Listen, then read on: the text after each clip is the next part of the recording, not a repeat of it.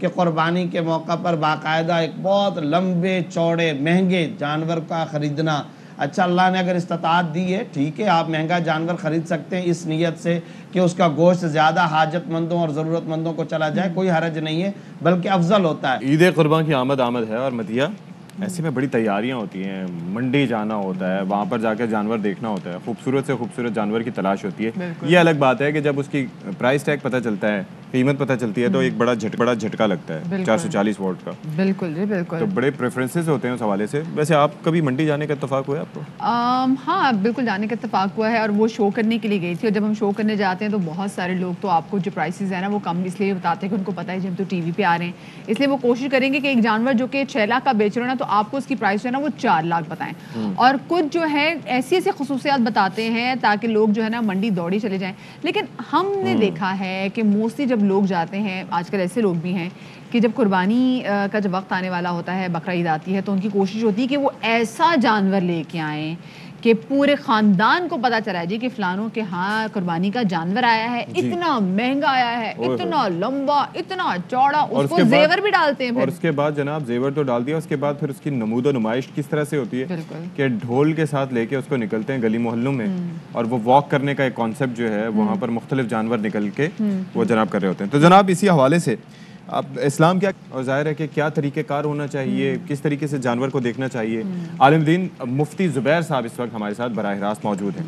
السلام علیکم مفتی صاحب.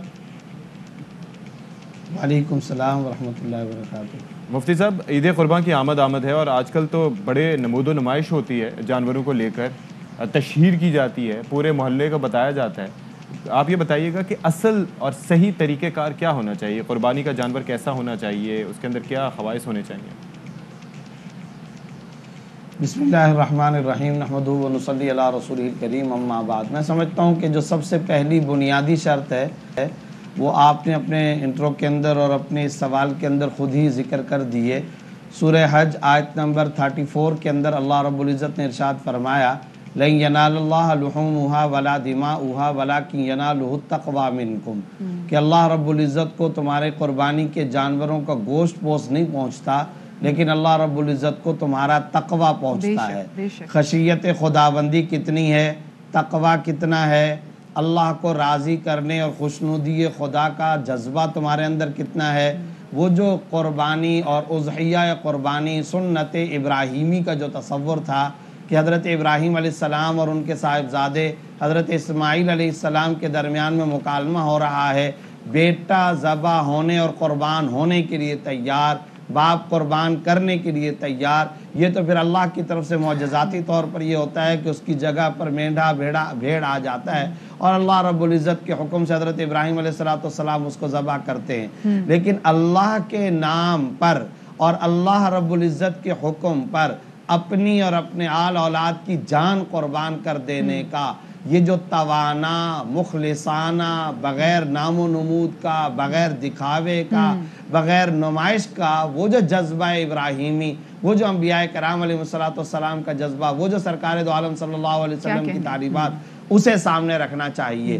یہ جو آج کل ہمارے ہاں ہو رہا ہے کہ قربانی کے موقع پر باقاعدہ ایک بہت لمبے چوڑے مہنگے جانور کا خریدنا.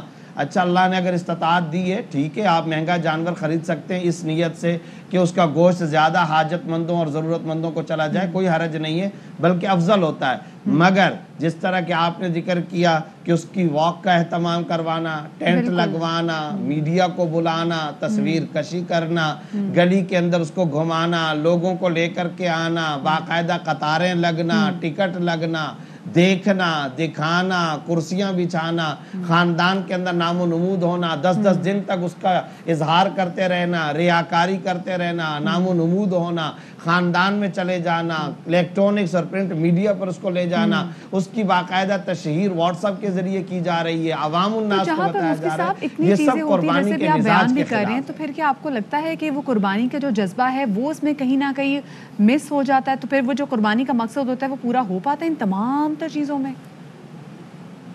یہی تو بہت بڑا دیٹ از اے پوائنٹ. اصل مسئلہ یہی ہے کہ جب ہم ریاکاری اور نام و نمود اور نمائش میں اس حد تک چلے جائیں گے, ظاہر ہے کہ ہمیں تو حسن ظن کا حکم ہے.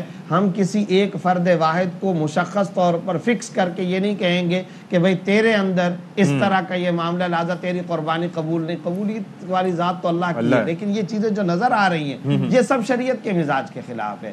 یہ سب کے سب قابل احتراز ہے, ان سے ہم کو بچنا ضروری ہے. اچھا اب ذرا یہ بتا دیجیے گا, یہ کام کریں گے ہمارا اجر ختم ہوتا چلا جائے. مفتی صاحب اب ذرا بتائیے کہ بیسکلی اگر ہم قربانی کے لیے جانور خریدنے جا رہے ہیں اور استطاعت ہماری ہے, نارمل سی استطاعت ہے, اس میں کیا دیکھنا چاہیے جانور میں کہ یہ جانور کوالیفائی کر جاتا ہے قربانی کے لیے, وہ ذرا بتا دیجیے گا. جی سب سے پہلی بات تو یہ ہے کہ قربانی ظاہر ہے کہ ایک فریضہ ہے, تو اس کی شرائط اور کنڈیشنز بھی شرعی طور پر لازم, فکس اور مقرر ہیں. مثال کے طور پہ سب سے پہلے تو اس کی عمر ہونی چاہیے. بکرا, بکری, بھیڑ 1 سال کا, 1 سال سے 1 دن بھی کم نہیں ہونا چاہیے. گائے, بیل, بھینس 2 سال کے ہونے چاہیے.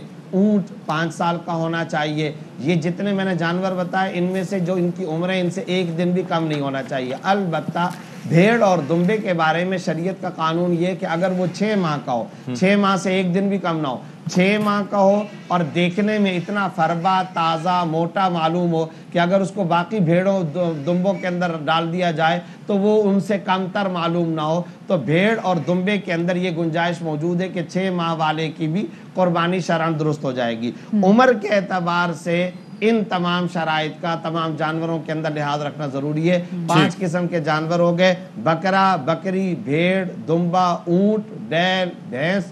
ان جانوروں کی قربانی کی جا سکتی ہے اور ان کی یہ عمریں ہونا شرط ہے. بہت شکریہ مفتی صاحب, آپ نے بڑا کمپریہنسولی تمام تر چیزوں کے حوالے سے بات کی اور لوگوں کو ظاہر ہے کہ اس پہ غور کرنا چاہیے کیونکہ یہ شرعی معاملہ ہے. بالکل جی, یہاں پر ہم لے لیتے ہیں ایک چھوٹی سی بریک. کہیں میں جائے گا, بریک کے بعد